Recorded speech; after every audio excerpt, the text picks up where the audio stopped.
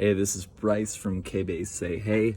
It is 17 degrees outside right now, but people say they want this video. I'm gonna show you how to take the seats out of a Ford Escape. All right, so this is what we are looking at. This is what you should be looking at right now. And the only tools that you need to do this job are a flathead screwdriver and a socket set with an 18 millimeter and a 15 millimeter socket bit. Okay, first thing you need to do is pop these off. I've already done it. You might need your flathead screwdriver for that. And then you'll see a bolt right here. And I've already taken it out using my 18 millimeter socket. And there's another one right there to take out.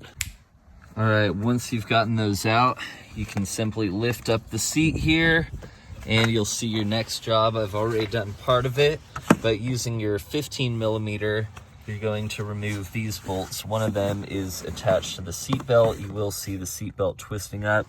You'll remove it from that hole, and there's one more to remove right there.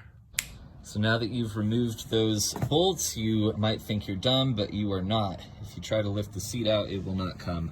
So you go to the back. I've just pulled this back. And you can see getting in here that I've got some bolts holding the seat on the back. Actually, they're nuts on posts that are attached to the body. So I now have to remove this piece here and these two pieces that are, holding all your maintenance emergency things, and I'll be able to get to those. Okay, so those pieces holding your maintenance emergency, and then that little flap on the back simply pop out. It's pretty easy. And then I've used my 18 millimeter to take the nuts off of these posts. And from here, you can see the chair is totally loose and it'll just lift out of the car, and that's all. Wow.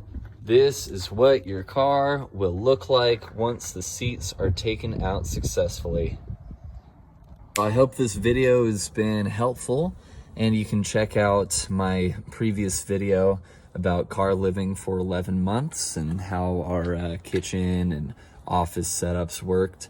And you can also check out my next video for how to build the platform that's going to go into this car and turn it into your home for the foreseeable future. So good luck.